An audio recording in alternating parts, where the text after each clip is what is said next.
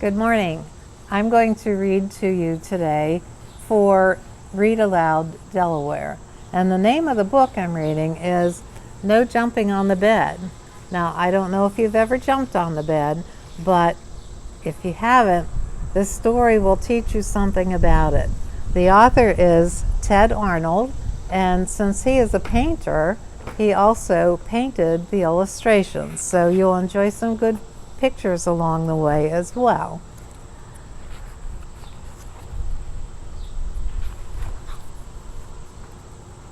This book was written for his son Walter, and so Walter plays a big part in the book.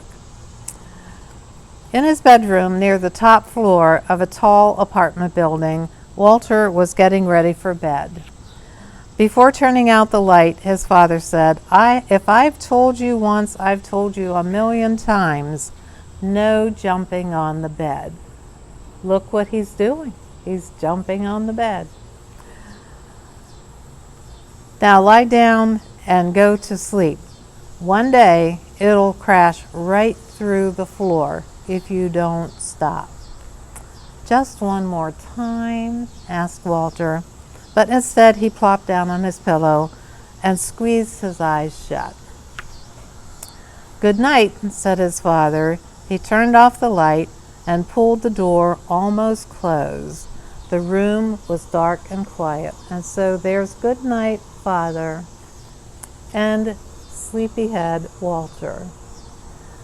Except the quiet was broken by a soft thump, thump, thump coming from the room above. That's Delbert. Upstairs, thought Walter.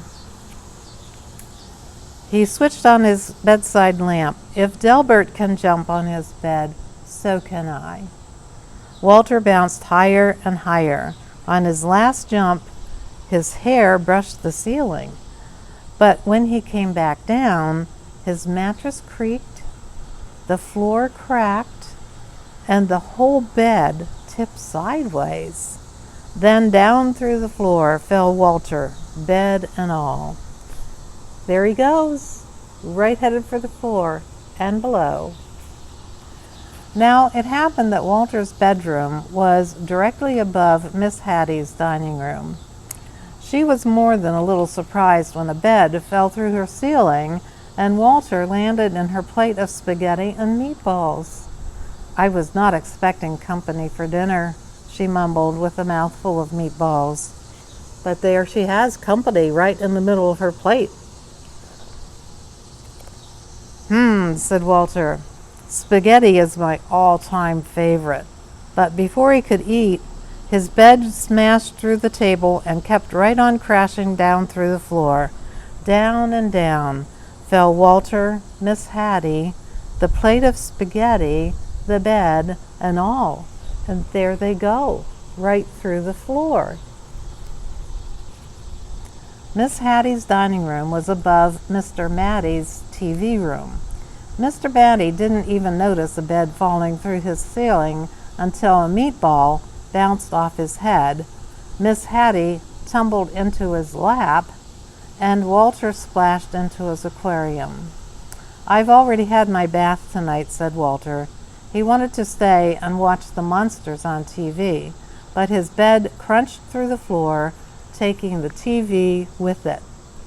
Look, there's the meatball bouncing off the head of Mr. Matty, and there they go.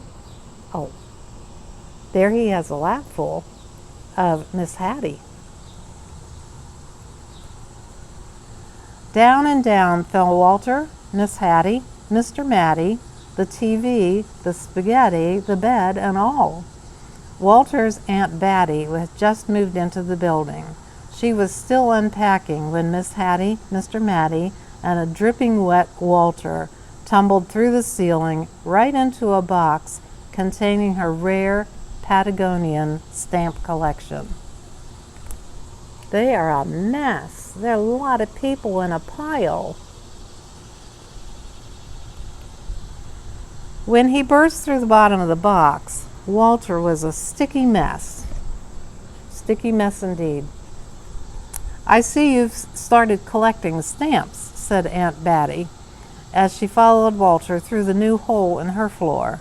Down and down fell Walter, Miss Hattie, Mr. Matty, Aunt Batty, the stamp collection, the TV, spaghetti, the bed, and all.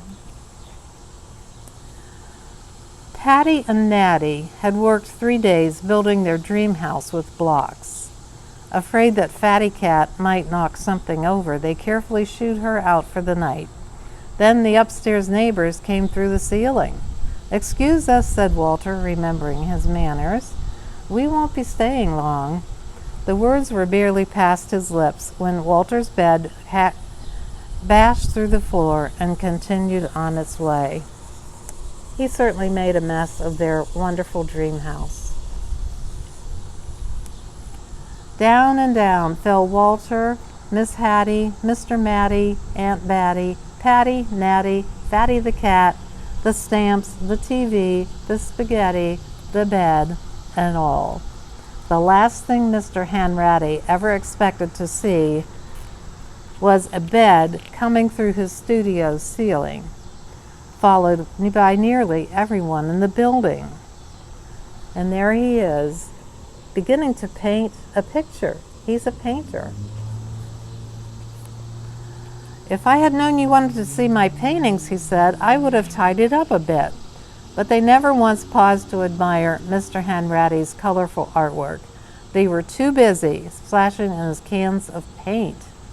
Then his floor caved in, and everyone followed Walter's bed down through the hole. Down and down fell Walter, Miss Hattie, Mr. Matty, Aunt Patty, Patty and Natty, Mr. Hanratty, Fat Cat, 17 cans of paint, the stamps, the TV, the spaghetti, the bed, and all.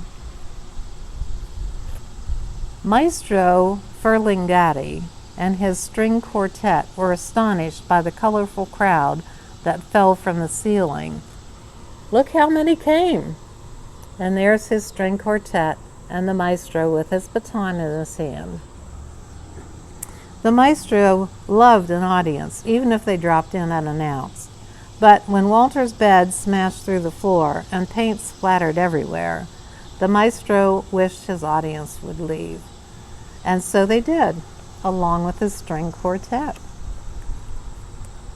Maestro Ferlangatti's practice room floor was also the basement ceiling. It was dark and quiet as midnight down there in the basement. Walter squeezed his eyes closed and tumbled through the darkness until he landed on something soft. He opened his eyes. Everything was in its place. His bedroom lights were out. The door was almost closed, and through it, Walter could hear his mother and father talking quietly. "No more jumping on the bed for me," mumbled Walter as he lay back down to sleep. And there he is, getting ready to go back to sleep. Suddenly, he heard a creak. The ceiling cracked, and down came Delbert, bed and all. Down and down fell Delbert. The end.